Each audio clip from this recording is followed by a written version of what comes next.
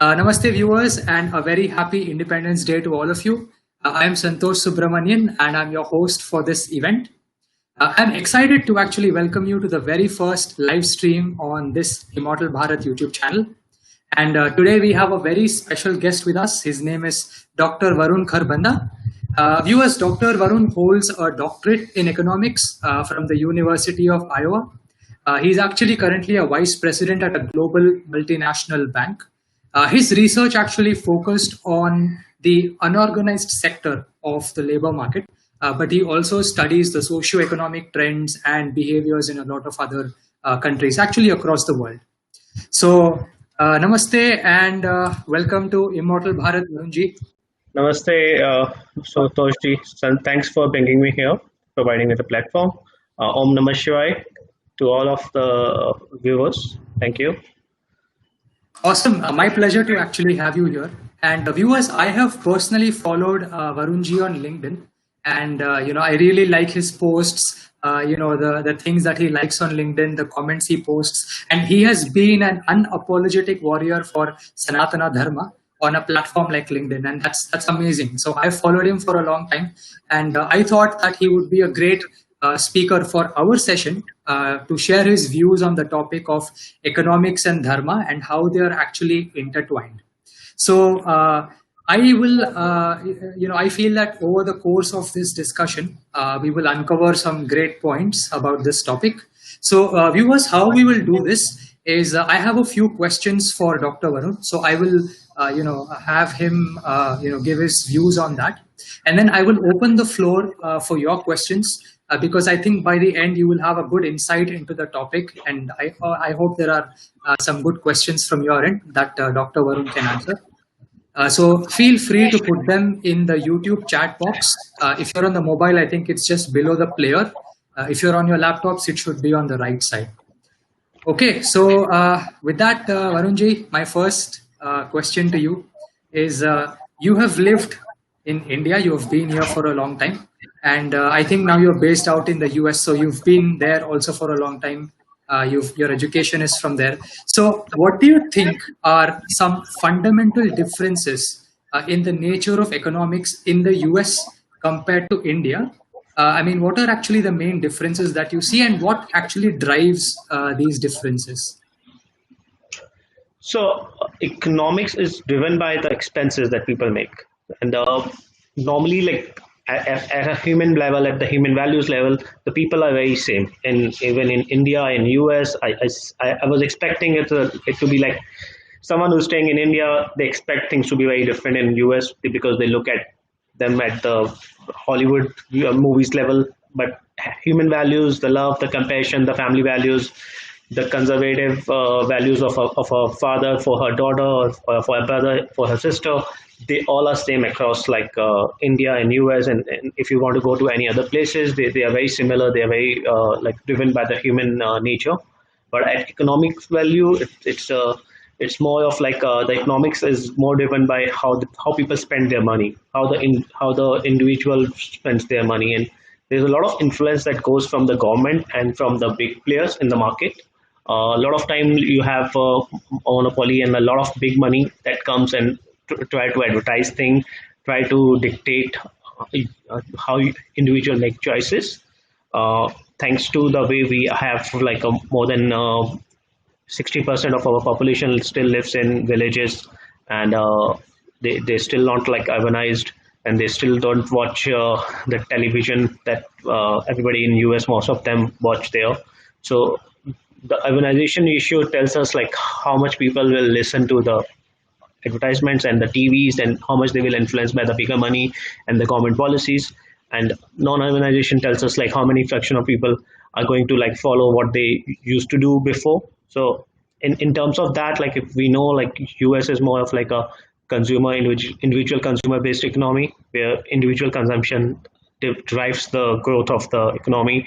In India, it's more of like a people of dharmic nature, dharma, which drives the people how to make their choices about how they would gonna spend their money. A lot of times, like I have realized in village level, and looking at the lot of families and a lot of people who they drive their utility from giving to other people. So a lot of times they make money, they consume what they need to consume, and then they start investing in land and other resources. We don't get to see that kind of investments normally through the share market and all, because all share market and everything is more of a part of a formal economy. So most of the time people compare the formal economy of US and formal economy of India, but informal economy of India is driven by temples, driven by people's expenses and like on daily basis. So a lot of that part get hidden from our eyes. So we cannot like make a full comparison. But dharmic nature of our people drives the economy towards like a more basic subsistence levels, and provide them more like strong taste of savings that we see in Indian households. And over there we see like a consumer driven, like the average child, if I average family, if I compare in US and in India, US family is expected to be having savings in banks and like dependence on the credit card and like the consumption on the daily basis. The average family in India is expected to have a lot of savings in the mother's name, and like parents saving a lot for their kids education, and also that kind of a differences is there, and which is good for as an economist for me to study, to understand what drives happiness, what drives future growth, and what provides like a core to the an economy. So these are the two differences that I would suggest exist. So very interesting, actually. So at least the main takeaways that I have from here is that I see that culture actually is driving the economy in in both these countries, and as you mentioned, the culture is absolutely different. So at least in the US, they have this American dream, and they are much more consumer oriented. So I think they purchase for themselves. And as you mentioned, in India, it's more of there is dharma that is actually driving the people to make choices on how they use their money, whether it's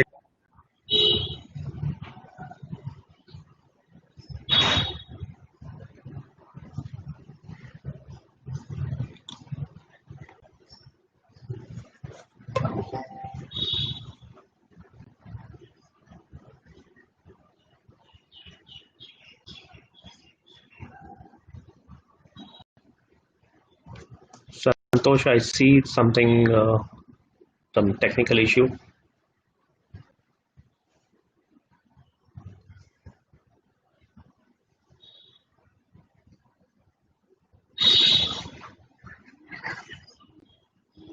Of Santosh, I see something, some technical issue. So I just checked out my YouTube that everybody can hear me, but I think we have lost Santosh this time. So hopefully he'll be back in a few minutes. But the main point here I was trying to make is like what drives the economy in US and what drives the economy in India. Uh, that is fundamentally different, and we normally get to see on newspapers, on comparison board, the formal part of it, the part which is like really highlighted, which can be controlled by the government. The whole difference between the formal and informal is like how much government has a control over the activity, how much they can track your activity, how much they can account for like what's going on in the economy. If they cannot track your activity, be it like doing anything which government cannot track, that falls under the informal side of it. And there is a part of informal economy which becomes illegal because it's not lawful to do those kind of activities, but they still like legal. So informal doesn't mean illegal. So that's one point. Santosh, are we back? Do we have you here? Yes, I'm back. Sorry. So my internet connection is spotty. Okay. Okay. So I was saying that, so the two key takeaways, at least, that I see is culture is driving a lot of the consumer the consumer behavior in these countries. And obviously the culture is different. Is definitely different. So you mentioned temples are are a core center of the economic activity also in India. So I think we should definitely I have a question on that. But there's one important question I also had. But before that, you wanted to make a point.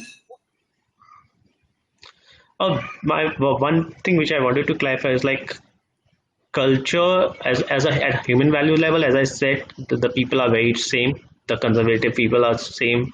However, there are things which drive people to be different at culture level and at economy level. Culture level, I think that's not my focus of this talk. As you have mentioned that I'd like to study the societies how they work. So I'll not mention on the culture side, but on economic side, I'm saying like they are big players. They are advertisements, their daily morning shows, which drives the culture of US economic culture, and the same has been trying out in India using movies, using web series, using all the like kind of a series, TV serials. These all have an influence on the society because a society try to like as an individual you try to see what's going on and through the media. A lot of time you think like what media is showing is correct, like, and there's a good research that has done happen on how people perceive. So there's a research which basically ask 8 year like a kids in the 8th standard and 9th standard how much they think is what movies shows is the right thing, or like not that's not the imagination. And I think 98% of the kids think what has been shown in the television or in the movies is the right is the reality of the life.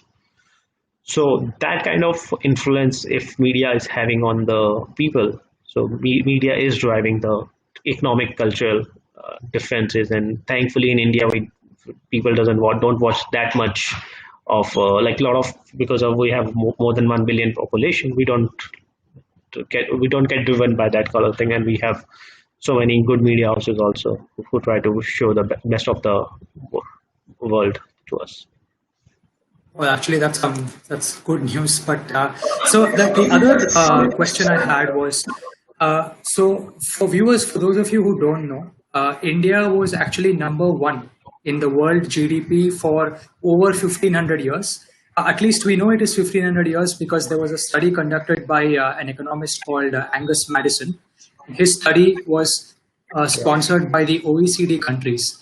And in the study was the economic history of the world, a book that he wrote.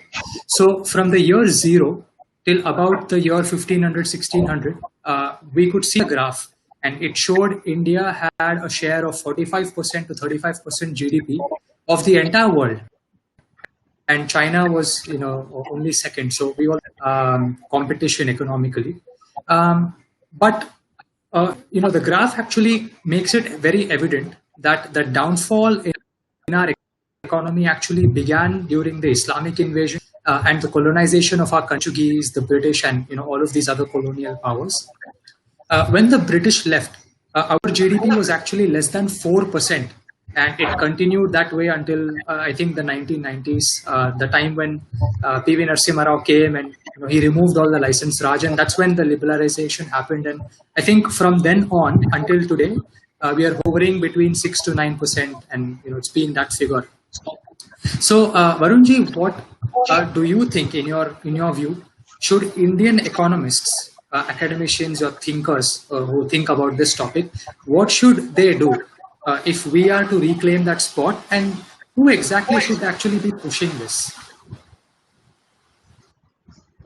So I think you have asked three parts of it. One question is like our share of the GDP of India in last 2000 years. That's one topic you have explained pretty well, but by a foreign researcher and the economist who have mapped it out and presented to the world is like how we were.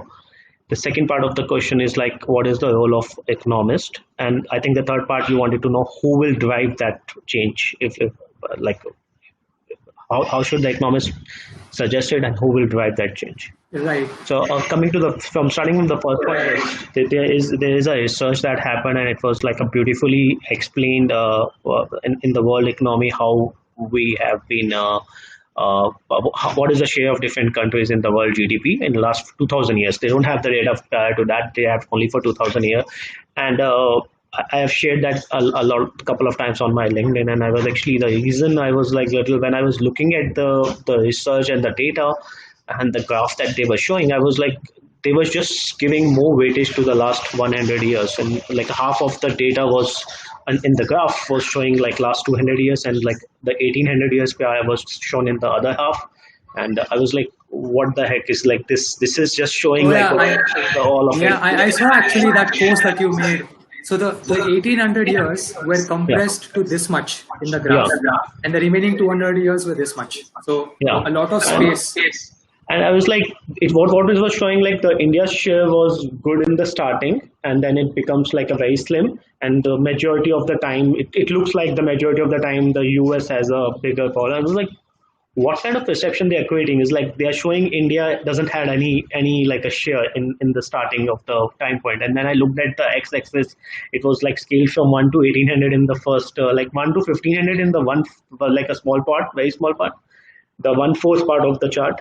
And then other one-fourth part is for the 300 years from 1500 to 1800, and the other half of the chart is 1800 to 2000, like all of it. And I was like, no, this is not the right chart. And I will start looking into Google and try to find out like what is the right chart of it. And then I found the chart, and it was showing the share of India and China over more than 50% for 18 more than 1500 years, and then suddenly they start changing. And if you look at the right chart, the squeeze like a one, you can imagine like a one out of eight tenth part of the chart was having the US thing, which we can see very squeezily. So I had both the graph, I posted it on there, and she was like, this is how the perceptions are made. And this has the your answer to your second point of like what should economists like suggest, and how should economists, what should economists policies should be. So first thing is to show the truth, tell what is it, don't just hide it up. Right now the trouble is like people doesn't get to show the truth. Like I think I have seen it myself only, like showing and talking about that those two charts. I haven't seen on social media for last like I've been on social media for 5 to 10 years now, 5 years at least now. So I haven't never seen anyone talking about it. I have seen the research. I have presented the graph to them, and the main problem that I see in most of the places is people doesn't want to talk about the truth. They are afraid, and there's a cost of speaking truth, even in academia. And economists, as any of the economists would be like we have it in the past and the future, the minorities and all, like a lot of big economists that India had, their task is to suggest the policies. And the who should implement those policies? The government should implement those policies. So we see the places where people are not ready to talk about the facts, and then we see the government not ready to like listen to those facts. So it's not like not all economists are going to talk about facts. There are some economists who doesn't focus on that kind of research, or they are like focus, they are working on something else. They are busy in building their careers. They need to publish papers, so you will not be able to get published if you are talking about the facts or truth. This is the factor in academia. We talk a lot about. They don't want you to speak it up. So I've understood it a bit, so I don't try to publish myself. But the economic, so that's one challenge. And economists, as from themselves, they are just people who study the different kind of problems, and for one problem they can come up with a different kind of solutions. And economists come from a whole set of ideology also. So there are some suggest like communist way of doing the running the business or running the economy, like Cuba and Venezuela. And you have seen European countries, they also run in communist styles, like having high taxes, providing everything for free kind of thing. And some will suggest like a free market where the market plays the role and you let the people work on it. So there are some people who are just coming up in India who suggest things to be done based on Dharma. Dharma is basically following what is righteousness. You give the freedom as much as you wanted to give to the individual players, as long as it's beneficial for the country or the economy or the humanity or the society or ecology, if you talk about. And you will try to like control them to after a certain level, to make sure like the decisions are not going against the human side of economy, so not against the ecology at all. So that's a balance that I think Dharma economic is based on doing what is according to Dharma, according to righteousness, the right thing to do, kind of thing. And India, in that sense, choose to be like a mixed economy where some sectors we are going to have a lot more control of government, and some sector we just like to let the economy work. And that's been driven by a lot of our initial economists that might have worked on towards it. But to come up with the best of the dharmic economists, or the just to even come up with the new ideas, you have to give a level playing field to the people, to the economists who study economy, or who understand dharma, or who have studied the future older ancient text also. But that level playing field is not given because of the language barrier. Right now, the biggest problem is, if you wanted to be an economist, the qualification for economist is like you currently is to know English. In India, if you don't know English, you will never be able to present your ideas. It's like we have to present our ideas to outsiders to get the confirmation. And even our like steelwords in economy, they are not going to listen to someone who doesn't know English. As simple as this. And if I understand, if someone who have studied Kautilya, and there is also some more South Indian Thiruval, who were like economists, and who have done ancient, like a very deep research in the field of economy, in like more than 2000 years back. Their things are maybe translated in English, possibly, but it will not give you the same level of understanding until and unless you study that in their own language, like Sanskrit or Tamil. And that is a part of the problem. It's like someone who is expert in Tamil or Sanskrit, well, basically, maybe possibly Tamilians are very like they can be good in Tamil and English, but a lot of time the people who are really good in Sanskrit are not expected to be very good in English. And there could be exceptions also, like as we have in Tamil. But how many of the English-based researchers are studying Sanskrit and studying these texts in their language? I hardly know anyone. Like I could be one, but I'm not doing it.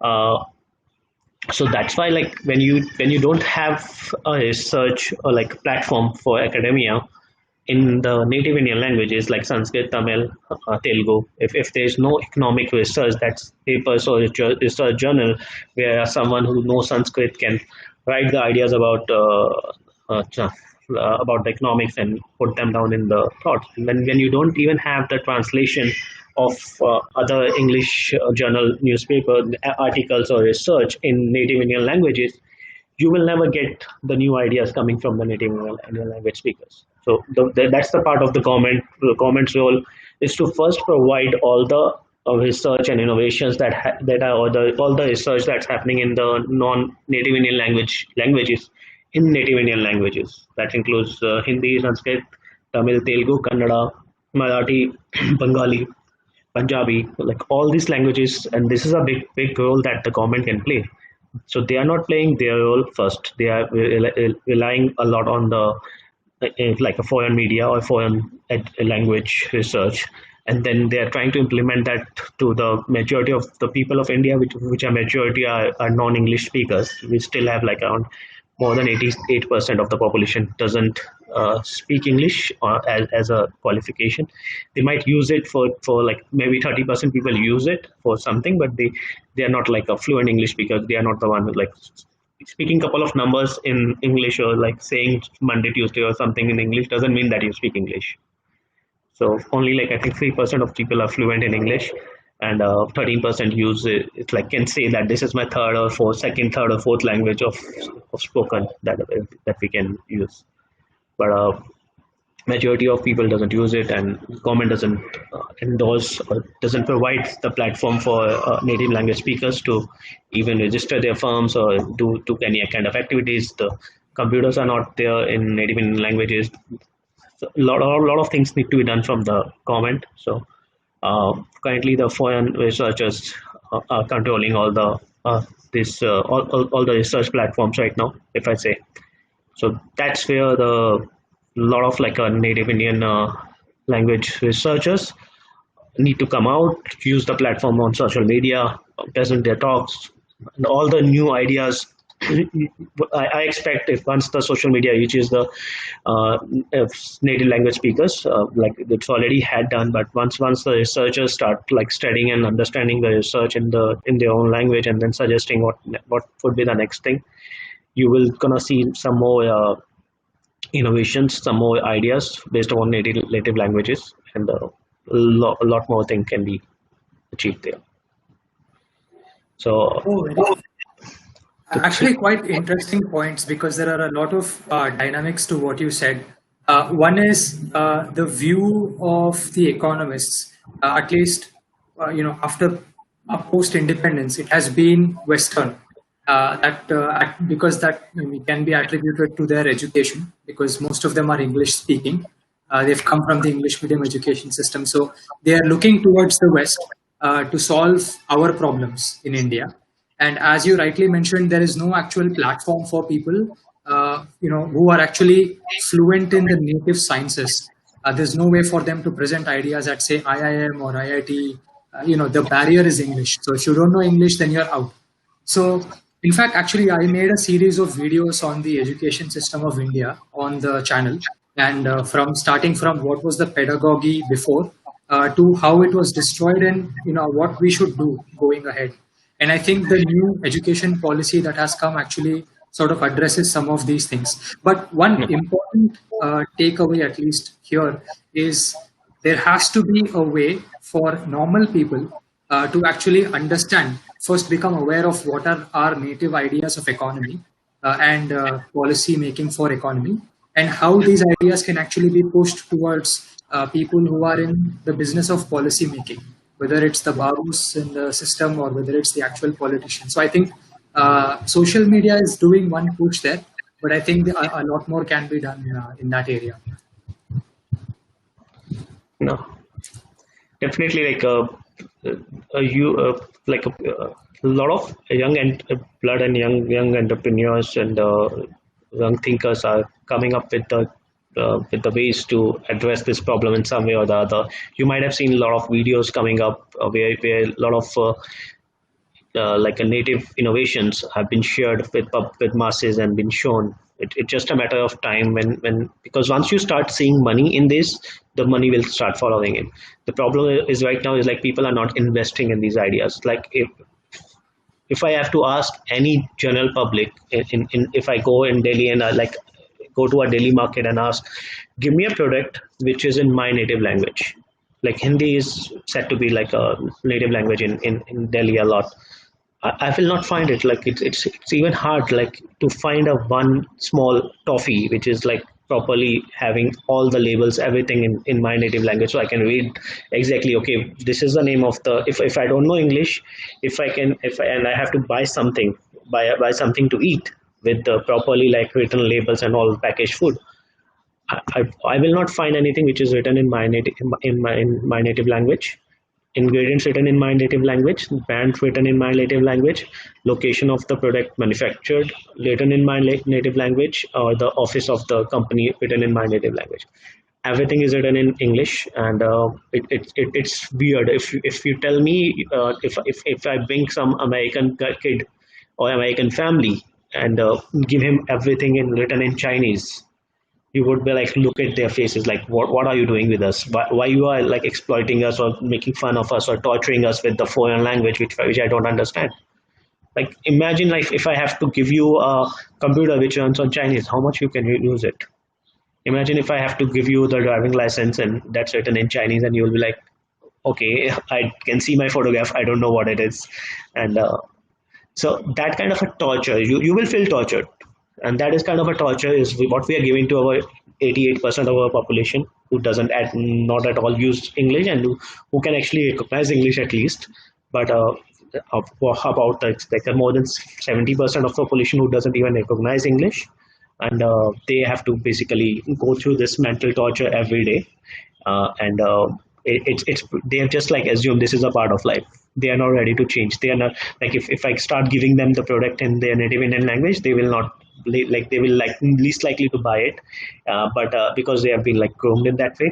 And then they will ask, is like, why my son who doesn't know English is unemployed, and my son need to know English to be get employed, because you are not buying the product which is in your native Indian language, and now you are forced to have a son study a foreign language so that he can get employed. And everybody is like depending upon that. The government is also trying to do that. They are not like giving you the platform and ability to make money in your language. They are making you dependent. You have to file taxes. Okay, you need to know the language. Otherwise, hire a CA who will charge you the money. You need to like get a driving license. There is a good thing that at least you can give exams and get the driving license like partially written in English and in your native Indian language. But there's a lot need to be done by government to provide that, to remove that handicap of which is like not knowing a foreign language. That's really not a handicap. You are not a foreigner. You are not supposed to know the foreign language, but you are forced to use the foreign language. I just sometimes imagine how it would be for Americans if I have to force upon the Chinese on them and like tell them, you come here for a driving license, you need to know the Chinese language to do the exam. So hopefully things will improve, and the voices or the main sane suggestions reaches the ears of the government and the policymakers, and also the economist who doesn't like think that kind of a problem. So it's all about understanding the coming up with the right questions. If you're not asking the right question, you will not get the right answer. So Yeah, absolutely. In fact, one thing that when you mentioned government, economists, and all of these academia, one thing that came to my mind was the government had announced, during the start of this tenure, they said that we want India to reach a 5 trillion economy, and obviously there are all of these challenges, in between. If someone from a rural area wants to set up a manufacturing unit in the city, unless and until he knows English, or unless and until he hires a consultancy, I think the barrier is going to be very difficult for him to cross to set up a business. But apart from those challenges, I think a lot of people in our country have done, so much to actually continue to set up business and generate employment to the actually the English speaking audience of the country. So as you in your study also, you have focused on the informal sector or the unorganized sector of the economy. This 80% of population that doesn't speak English actually comprises of the 60% of or I think 40 to 50% of our GDP comes from these people from the unorganized sector. So for this 5 trillion economy, which is the target, what do you see are some of the strengths that are in our society that can help us reach this target that at least the political establishment has set? And how do you think banks can actually help in this regard, so we can reach there? so couple like in specifically in India, we have a lot of like youngsters who wanted to do something better in their life. So setting up the goals is important. And what I am seeing in a lot right now, in like around me in the urban area specifically, people they are kids who are driven by the success, and they like to by the hunger of success, I'll say. And they at the age of 20 they start like creating big like big restaurants, big running big businesses, making like millions of money in like a crores of money in the by their early 25s. And they are the set of people who are totally lost, and there's a lack of confidence that I observe in them. So Indian youth is the one who have to decide what they wanted to do, and the majority will take the round where they wanted to fit in. And in India, because it's a people of hungry people who wanted to have a success in their life, and also like very calm people who can like focus have their focus on one thing, and again at the same level have a peace of mind while achieving it. So that's going to be the strength of in India. If you ask me, for 5 trillion, the government and the banks need to come up with make it easy life for the customer, for the people. Right now, I was talking like for last 5-10 years, I was talking to my friend who was into credit card industry. Is like I wanted to have a credit card for in my native Indian language, Hindi, which is like spoken. It's not a native Indian, it's a global language. Hindi is spoken by it's the fourth or fifth most spoken language in the world, and it's spoken by more than 50 or 60 million. Of 60 million, yeah, 600 million people, like 60 crore. So 60 crore people globally speaks Hindi. It's kind of a global language. And we don't have a credit card in native Indian language, even the form that you have to fill in. And he told me clearly, like anyone who doesn't know English is not eligible to get a credit card in India. Like it's as simple as bank will not give you credit card if you don't know English. Right? So that kind of a mentality I have observed, and I was like, what the heck? And people are accepted that thing. Okay, you doesn't deserve a credit card because you don't know a foreign language in India, and they have accepted that mentality. And thanks to Baba Ramdev and a couple of people who are trying to come up with new products and talking and advertising in the native Indian languages. But the bank side, I don't see that kind of innovation. It's very simple. Like you have so many people who speak native Indian languages, and yet you don't have them on your bank account. They have bank account, but they don't have a credit card. They don't know how to use credit if they need it. They rely on the informal sector for the money and like lenders. So big gap there. The banks has a big responsibilities. Youth, they currently, if I ask my like a lot of my friends who are looking for starting new businesses, I suggest them to go to the bank for the loans, but they all hesitate because bank didn't make it easy for them to come and like talk to them for the businesses. The government even have put so many big schemes to provide early capital to a lot of people, and a lot of people are also using it, but it's still like there's a stigma that goes with going to the bank and like asking for loan. So that's there. And on your second question about the 5 trillion mark, how will we achieve it? I think it's very easy for India to achieve it. It's not at all a big thing because if I look at around and look at the countries who have like a big mark in the world economy, like France, Germany, the population of these countries are negligible if I compare them with Tamil Nadu or Andhra Pradesh, or if Telugu speaking population, Tamil speaking population, or Hindi speaking population. There's a huge similarities in like between these two, between a big country and the like France or Germany, and the one state of India. Is you have the number of population same, the size of the land is almost like not very different, and the resources that they get at disposal are the same. It's all about like utilizing them. It's all about creating like a language, and it's not exactly the language based economy, but even the one language can drive your 5 trillion mark alone. If that's my like part of it, like Germany, France, I think they are all are both are like more than 5 trillion economy, and I'm not too sure if it's 5 trillion or not, but they are very big economies, and if they can be like on the top 10 economies of the world in terms of GDP, and what they can match, like one of our state can alone match that number, then why not? Like 5 trillion is a small one. It's all about like generating that kind of investment or like and like output from the state economy, like Tamil, Kannada. If we start like translating all the translation works, all the research that's happening around the world in our native Indian languages, and start providing the equal platform to the native language speakers, as the platform that like English speakers get. The investment in these things will generate a lot of like employment, and then that employment will bring in more ideas, new ideas, and that's where the way I think for any of the state to achieve it alone, like a big GDP number.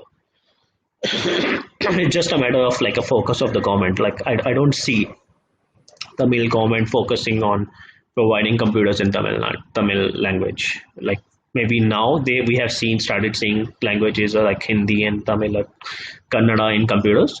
But if I compare that like 10 years ago, 10 years ago they have still like even 5 years ago, even like when I buy the new computer on Windows, I see the option of countries, which country you belong. Our country is there, India is there, but then I see the option of language and which language you want your computer to be.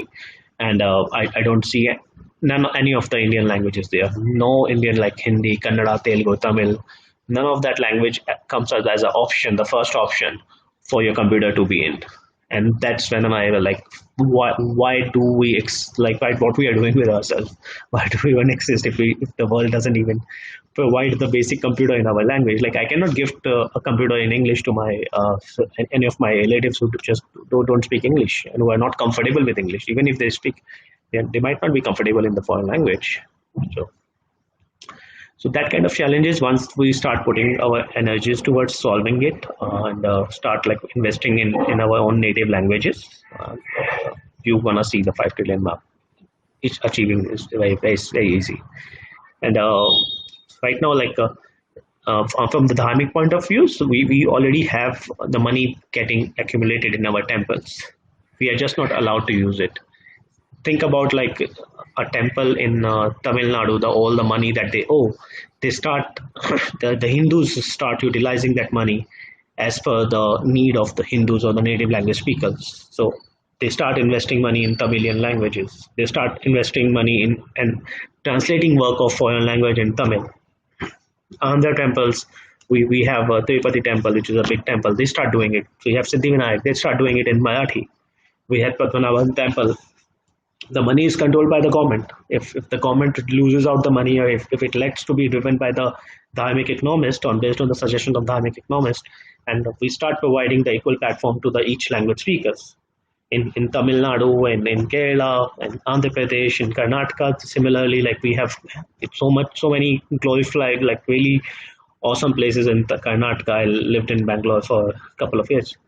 Hampi, and we start like developing these places as a tourist spot. These are like a real gems of architecture and historical archaeological evidences for our work.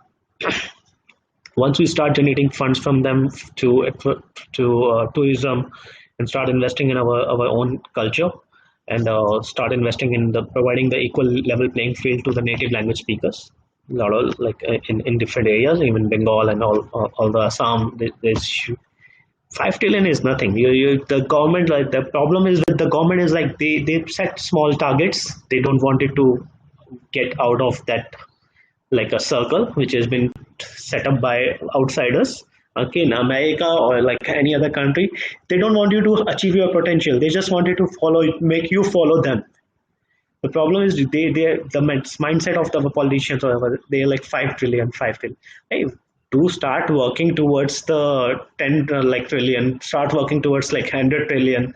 Think from why you cannot achieve that 100 trillion mark, where it's like whole world is back behind you, and you come to the glorious past of like generating more than 25% of the world GDP. So if India was used to do that, India is in the best position right now geographically. If I talk about in the world map, India is an awesome country to live in because the weather doesn't go extremes in both the ends.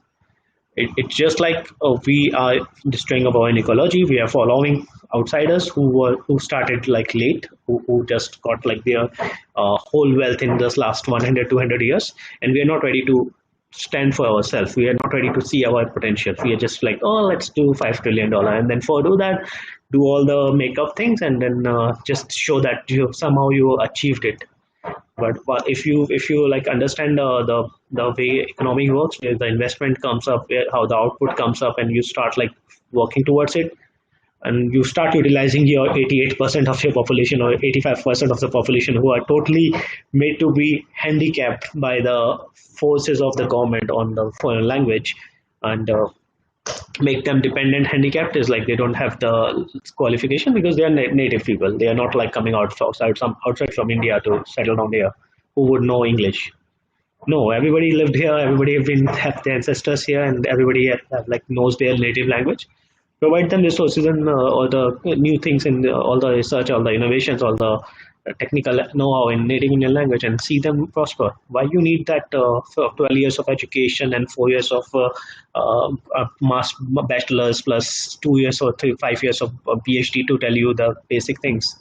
Because you need people to take their time to think about it, but you cannot like just waste your resources on following someone who have done it for their own purpose and their own like problem setting.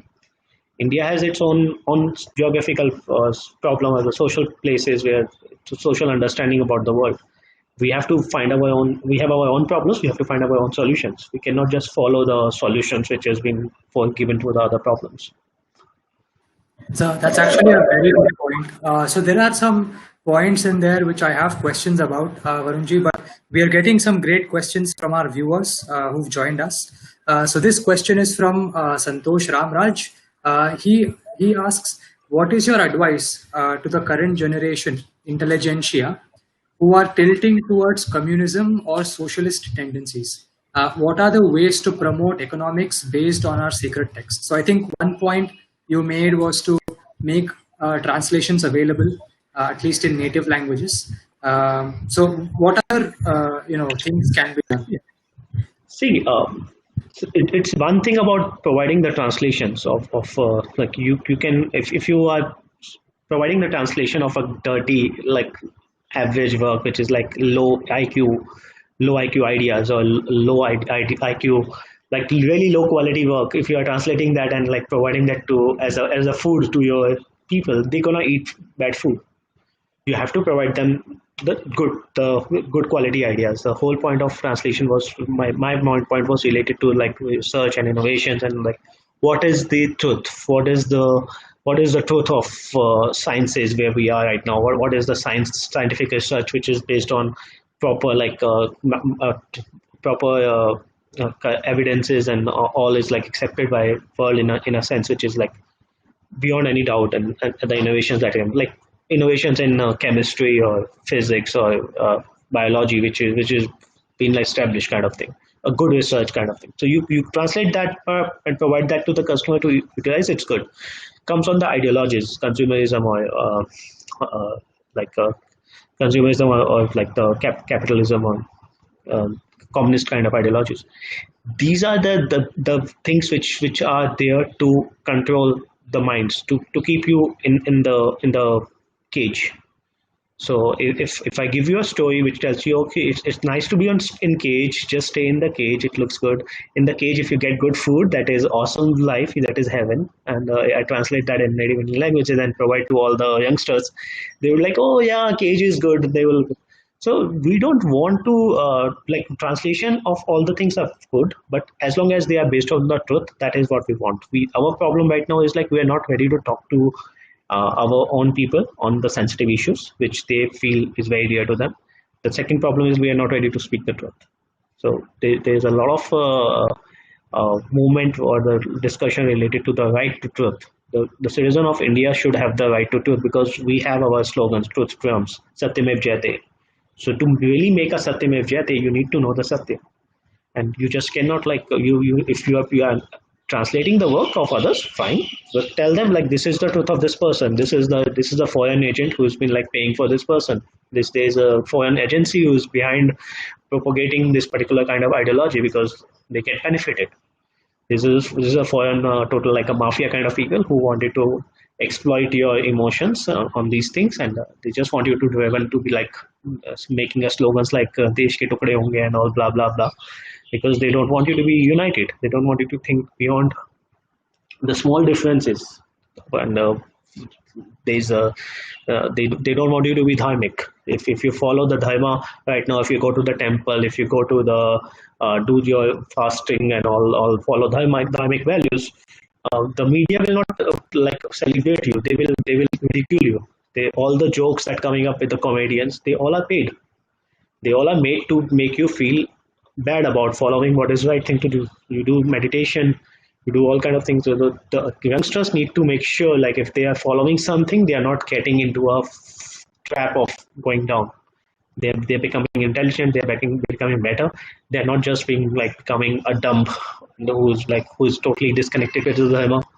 So that's the main thing. Like if I want you to be away from, if I want you to be used for myself, I have to cut you from what your roots. So don't get cut out of your roots, because then people will use you and throw you out. You So take I the think, yeah, I think this is a very big challenge because translating good quality work also into native languages needs to be done by someone who who has the best interest of the people, Yeah. of Dharma and the country. Yes. So yeah, hopefully we can move towards that direction. Uh, so another question here from Anirban Chatterjee is, how do you think we can have sustainable growth in our economy by not destroying the environment? That's the part of the dharma economics is like you make the decision which doesn't harm the environment and then make it sustainable. Like these are the calls that need to be like taken by of calculations and looking at okay what is best for the economy which without which doesn't affect the leave the bad karma to the environment. If I talk from the total like a point of view from the English educated mind for PhD, it's externality. You have to penalize that externality. Any activity that is harming the nature, you have to penalize that heavily so that people doesn't do that. And anything that is exploitative towards the water, exploit like towards the planet, you have to penalize it. So costing, making the externality cost like observed and like realized by the producer will help people make the better decision about how much how they wanted to produce and how they wanted to uh, grow the economy. So it's part of like that challenge which need to be it theoretically sense that's a very simple thing like you see the exploitation, you put the tax on that and or make it like costly, penalize that and make them not do people not but practically it has its own, and it's all about like if people know the truth of actions, if they know the impact that their action is going to make on the planet, they will not do it. You can call it like all kind of stories you can make, religious stories to make it simple for them. Don't cut trees, it hurts them. Kind of people will stop cutting trees unnecessarily. So that kind of design can be created to make people not use the exploit the.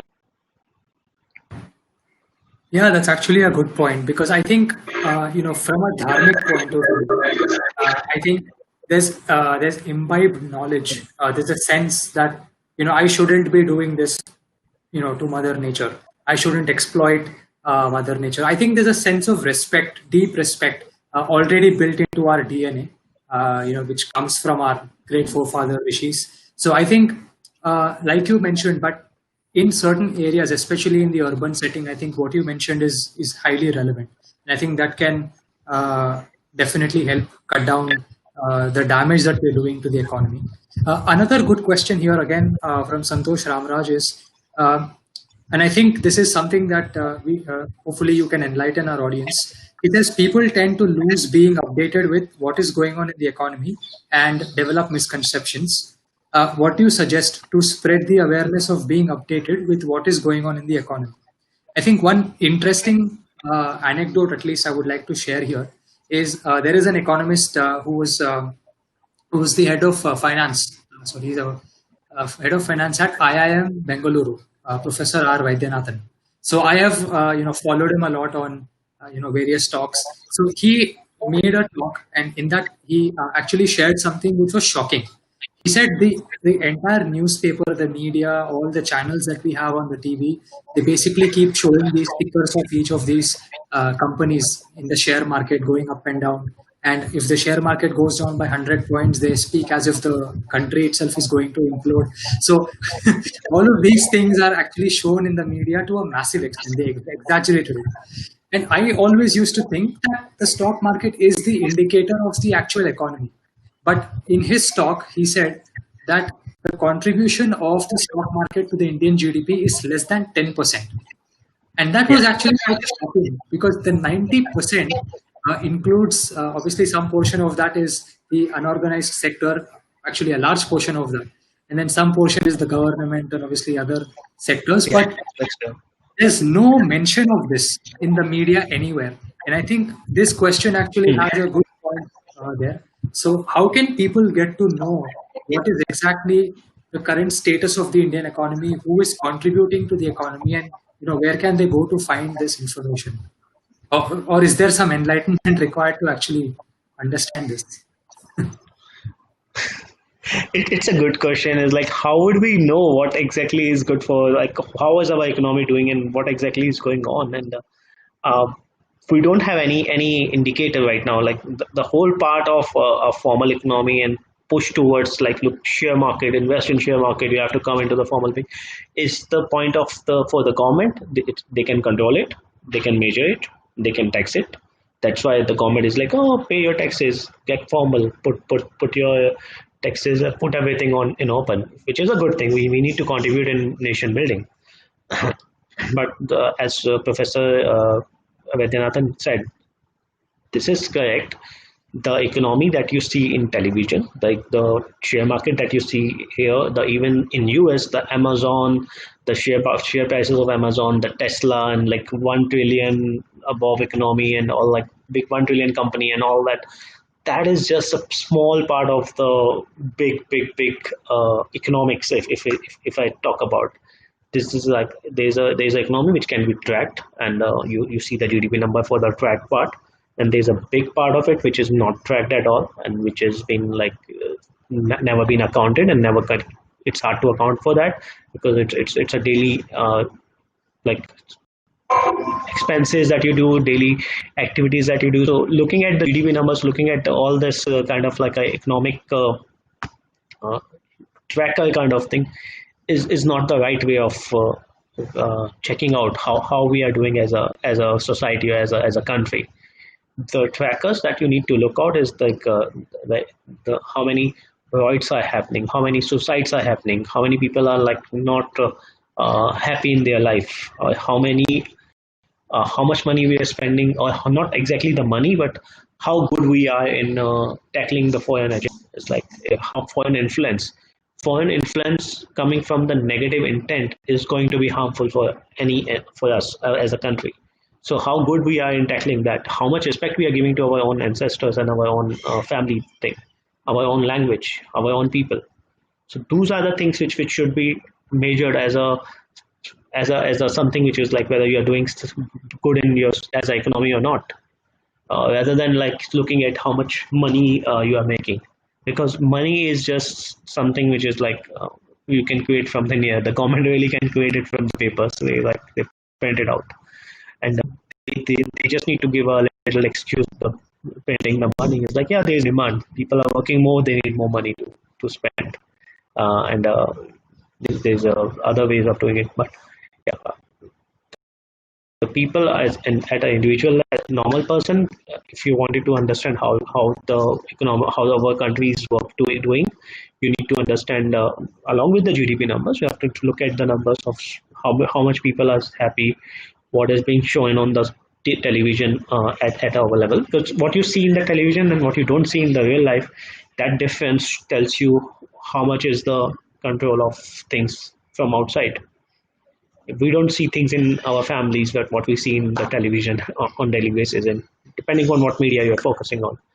So try to watch good things. Don't try to watch the foreign based like foreign influenced stuff where you have their intent is negative intent, with negative intent they created the content, and you're just sharing it and seeing it.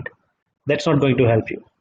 What really going to help you is like staying with your increasing your knowledge, and given the fact, if it is not a fact, then I would not have suggested you this thing, but this is a fact that India has been a civilization for more than at least 5 to 10,000 years, at least 5 to 10,000 years. It could be there's a claims of finding out the same civilization that we follow in temples, specifically in South Indian temples. The text that we have, the scriptures that we have, it is a there's a all, like with all certainty we can say that India has the longest civilization than any other country, and India has been continuously investing in research and technology. So when you live, you do your research, you do your findings. You live in a place, you understand. Okay, this is the land which I live in. This land has been giving this crop every year. These kind of plants are coming up. This is a plant is have this medicinal values to it. There are thousands and thousands of knowledge that you get by staying at one place. You document that knowledge, you pass it on to the next generation. There's a knowledge bank that get created. Knowledge bank. So it's kind of a bank. It's kind of a, like you have a account in the universe for how much your knowledge you have gathered. So our civilization has kept founding the knowledge, and they start putting up in scriptures, in our talks, and in our like past stories, in our culture, like put it imbibed it in our culture, put out different festivals. So this is like for 40,000 years, or like even if like for the longest period of time, it's the Indian civilization which has gathered that knowledge, which is there's a bank, total like a bank kind of thing, and we have so much wealth of knowledge is there, but it's in the native Indian languages. It's not in foreign language.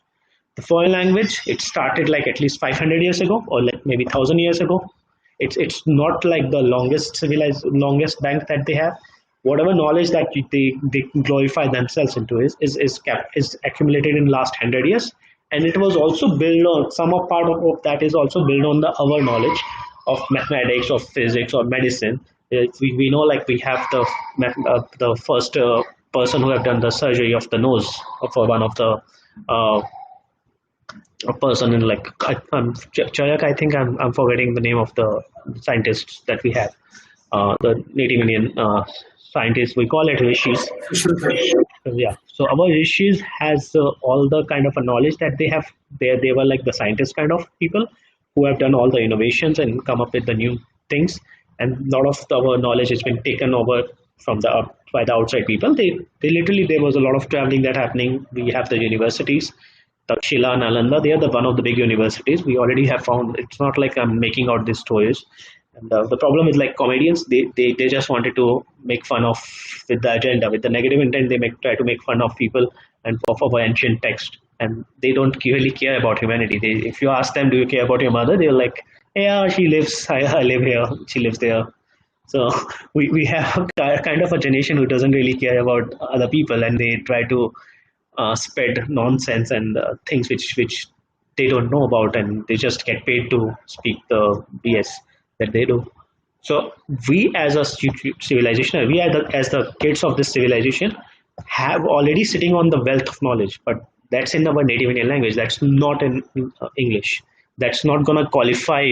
You can easily get a PhD if you just put an idea which is in your native Indian language into English and just present it as your paper, and they will be like, oh, this is a new idea.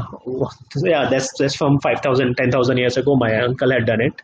Now 10,000 years after, like on my grandfathers, I'm just presenting you this in English, and they're like, yeah, this we didn't knew that. So you get a PhD for this. So let's not fall for that kind of fake recognitions. You might get a Nobel Prize. That's not. It's again the foreign accepting your intellect. They will not let you do that because they have their own political reasons for that. But the whole point is like, if you are youth of Bharat, if you are youth who understands who knows this fact that your civilization is the oldest civilization, and if you just put a basic logic of like the banking, where if you have a bank account for like more than 10,000 years, your ancestor has been like just putting money into it, the wealth that you have after like 10,000 years is gonna be a lot more bigger than the people who are claiming it to be like, who have stolen some part of your wealth and like start building their work. And the diversity in thought you are going to have is a lot more than the diversity that you can see in the English speakers. Basic fact, you have native languages which is like little different, geographically diverse. Rajasthan is there's a desert, there's a water backwaters in Kerala with ocean-based economies in Andaman Nicobar. So basic fact. If you just follow basic fact, there's a big wealth we are sitting on. You need to reach out to it by your studying your native Indian language like Sanskrit, Tamil, Telugu, and then started reading these texts things. Then you will start like gaining money out of it if you can translate it into money. These are some really important and enlightening points, Varunji, and I really thank you for sharing these. And viewers, excellent questions. There were some really great questions there in the chat. We took all the time we had to basically answer those questions. So hopefully, all your questions are answered. If you have more questions, please keep them coming in the comments box, so that at any time I can have them emailed to Arunji, and then maybe get his response and then post them in the comments section below. But once again, Varunji, thank you so much for actually visiting, Thank you. Just coming. wanted to add one thing, because I've been saying so much about the native Indian language. My native Indian language is Hindi, and I offer you, if you wanted to take this whole interview in Hindi so that it reaches out to the masses in their native language, that would be that's the least I can do for what I'm preaching or what I'm suggesting based upon my understanding so far. So Yeah, I'm all for it, and yeah, there's a lot that need to be done, and we as an average Indian need to like start asking and demanding, and start acting on what we understand is the right thing to do, instead of just following the foreigners and their influential things. So, yeah, absolutely. In fact, viewers, I must tell you that when I first reached out to Dr. Varun, he asked me in which language we are doing this discussion. So I told him, because my subscriber base came in due to English content that I had, I told him we could do it in English. But he preferred doing it in Hindi. And on my request, he has come to our channel to actually speak and deliver these insights in English. But like he mentioned, we can do another video in Hindi, about the economics and dharma as a topic, and probably introduce some other topics in the mix there. But also at the same time, I would want to add subtitles to this video, because this will be available shortly on the YouTube channel. So if you guys want to actually translate this content into your native language, please do volunteer, so that we can translate these English or Hindi captions into your native language and help these insights reach the 88% of India that doesn't actually speak English. So with that, again, once again, thank you, Varunji, for sharing your views thank you. on this topic. Thanks, Santosh ji. Time out to come to us today. This was the very first live stream, so whatever could go wrong went wrong. But hopefully, the content wise, I hope viewers, you enjoyed the content, and please do subscribe to the channel. And because the more you subscribe, the more I can invite heavyweight speakers like Dr. Varun Kharbanda to the channel. Their views on important topics, like he said, is relevant and very close to our heart, because the truth needs to be told, and it has to spread far and wide, not only in the urban areas in English, but also in the 80% of to the people who don't actually speak in English. So I hope to bring such discussions to you. And like I said, once again, please do subscribe to the channel, and I'll see you in the next video. Okay. Thanks a lot. Thank you. Om Namah Shivaya. Jai Shri.